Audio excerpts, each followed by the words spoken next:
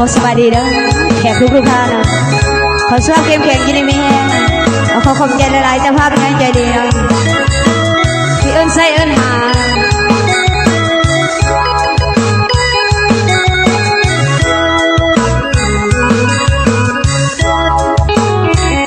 ขอหักหัวใจของอายไว้ที่เสียงควงถ้าอายหักไม่จริงจังสาวเสียงควงเด่นถูกให้กินดีเด้อ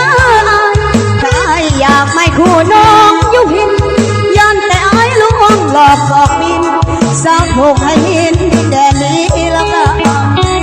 สาวโพนสวรรค์ผมอายวันนั้นที่ตลาดสนคำสัญญาสาบานสองเราเมื่อตอนลอยมาเอาน้องก็ยังจ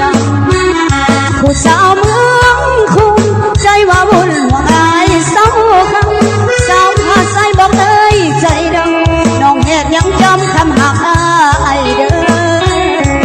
หักเสมออายยังเพ้อลืมสาวหมอกไม่ย่านแต่บุญของน้องก็ละ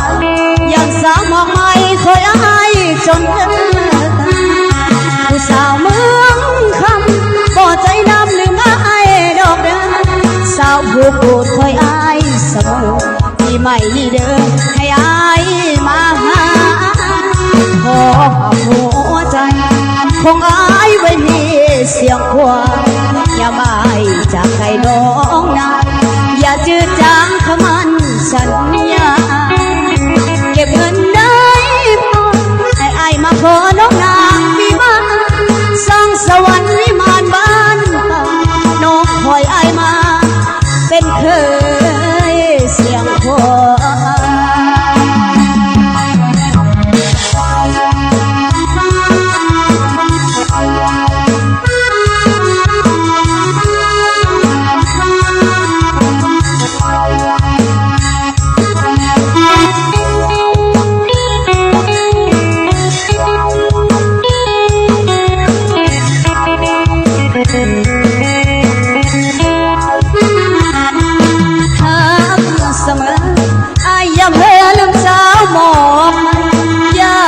บุญของน้องบ่ละยังสาวมองไม่เคยอายจนกันผู้สาวเมืองคำบ่ใจดำลืมอายดอกเด้อสาวผู้พูดคอยอายเสมอที่ไม่เด้อให้อายมาหาขอหักหัวใจของอายไว้ที่เสียงควงอย่าไม่จากไกลน้องนะอย่าจืดจางคำมันสัญญาเก็บเงินได้พอให้อายมาขอน้องนางวิมานสร้างสวรรค์วิมานบ้านป่าน้องคอยอายมาเป็นเคยเสียงโค